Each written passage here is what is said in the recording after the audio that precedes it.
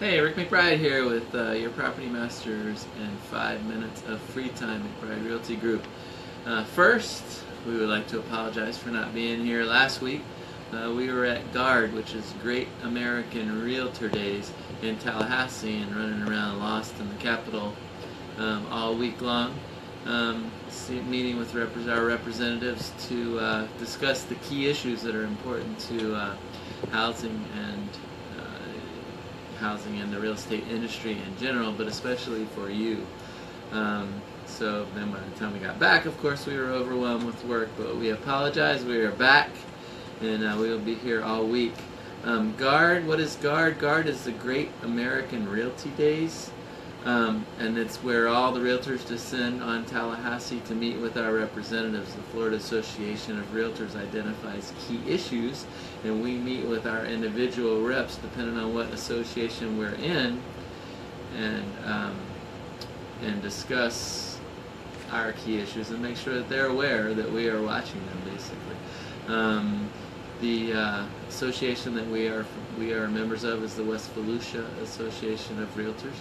So we met with, and we're based out of DeBerry. So we met with Representative Santiago, and we also met with Senator Simmons, and they were both very gracious to speak with us. Our issues, though, the number one issue is business rent tax.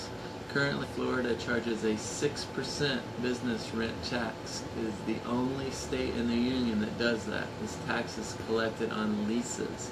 So small businesses that rent property must pay a 6% tax. Of course, the local municipality can add onto it as well.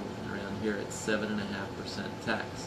So every small business that owns a little tiny shop pays 7.5% rent tax on top of their rent.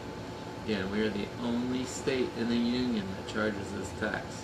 We would like to see that tax go away. I don't think it'll go away, but hopefully there is a bill out there to reduce it, at least for a little while. The other burden on realtors is that we have to collect and administer the tax. In a small company like ours, that becomes a major challenge trying to do that. So we want that tax gone. The other thing is in 2008, Florida voters approved Amendment 1. I don't know if you remember that. But what it did, among other things, was create a 10% cap on the annual increase of property taxes for all non-homesteaded properties.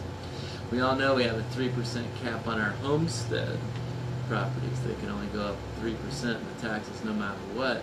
But this one created a 10% cap on non-homesteaded properties and businesses.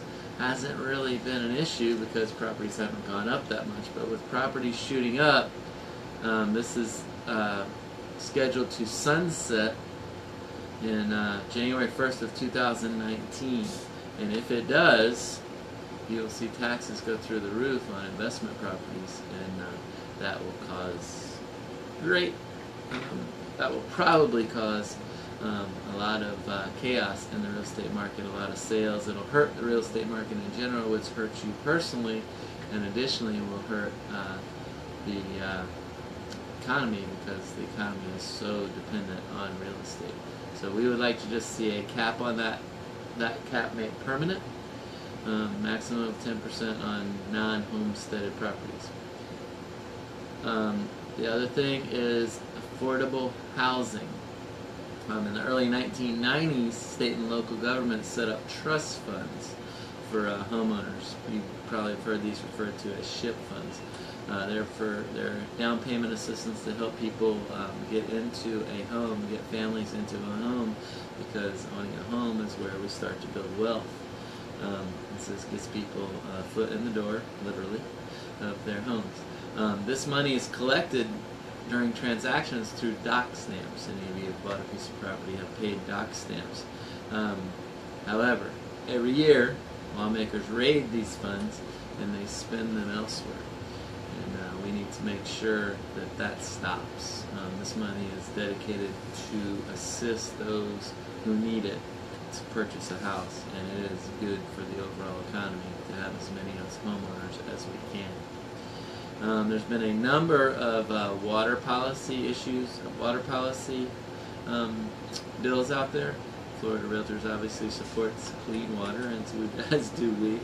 Everybody wants clean water. The septic tanks fall under this, the rumors of septic tanks having to be replaced. But as of right now, there's a bunch of water policy issues out there, and we support them as well. Another issue is estoppel certificate fees. If you live in an HOA or a condo association, you must tell the title company at closing how much you owe. The money is responsible, the buyer or the seller, for how much. This is done by simply generating a letter and sending it to the title company. The HOA does that, or the condo association. It's small. There's certainly a small administrative fee in doing that, but some are charging upwards of $1,500 to generate those certificates. This money comes out of the seller's pocket, and it is a profit center for the Property Management Association. And obviously, we would support a cap on that, as most don't do it, but some are taking advantage of that situation. And finally, Florida law allows assignment of benefits for your insurance.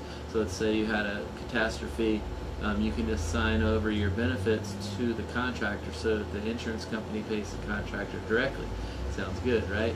Well, contractors apparently are abusing this privilege and taking advantage of both the insurance company and individuals for just signing this over.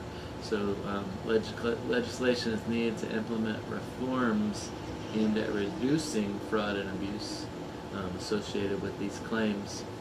So obviously we were very busy the last week. We're happy to do it. It's actually a little bit fun. But we're back. We're working full time this week. We are back and fired up. We want you to have a great week. And of course, let anyone know who wants to get top dollar for their property or business. Please